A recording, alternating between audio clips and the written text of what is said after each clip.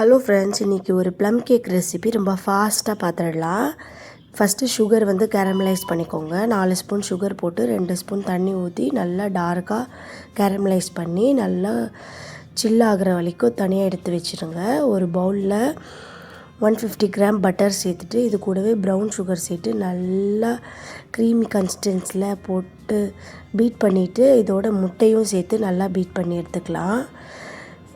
இது கூட vanilla extract, ஆரஞ்சோட தோல் சீவி சேர்த்துருக்கேன், dry fruits nuts powder plus நல்லா சில்லான கேரமலைஸ் சுகர். இது வந்து ட்ரை ஃப்ரூட்ஸ் என்ன ட்ரை ஃப்ரூட்ஸ் இருக்கோ அதை நைட் ஃபுல்லாக ஆரஞ்ச் ஜூஸில் ஊற வச்சுருக்கேன். ட்ரை நட்ஸ் இந்த மாதிரி சீவி எடுத்துகிட்டு இதையும் இதோடு சேர்த்து இப்போ பீட் பண்ணாமல் நல்லா மிக்ஸ் பண்ணிக்கோங்க. இப்போது 1 கப் அளவு மைதா சேர்த்துக்கோங்க.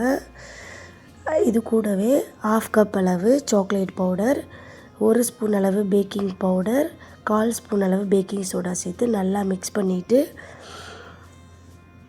ஒரு கேக் பேனில் வச்சுட்டு மேலே இந்த மாதிரி ட்ரை ஃப்ரூட்ஸ் டஸ்ட் பண்ணி 180 டிகிரி செல்சியஸில் 1 ஹவருக்கு பேக் பண்ணிவிடுங்க. நான் பேக் பண்ணிவிட்டு முடிக்கும் போது கொஞ்சம் 10 மினிட்ஸ்க்கு முன்னாடி நான் இதை கேஷ்யூ நட்ஸும் செரியும் வச்சுருந்தேன். இல்லை ஏன்னா ரொம்ப கருக்கிடும், அதனால தான் லாஸ்ட்டில் போட்டேன்.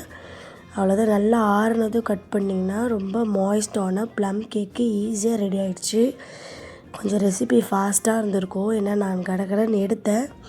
பட் ஆனால் ரிசல்ட் ரொம்ப சூப்பராக வந்துச்சு. கண்டிப்பாக ட்ரை பண்ணி பாருங்கள். தேங்க்யூ.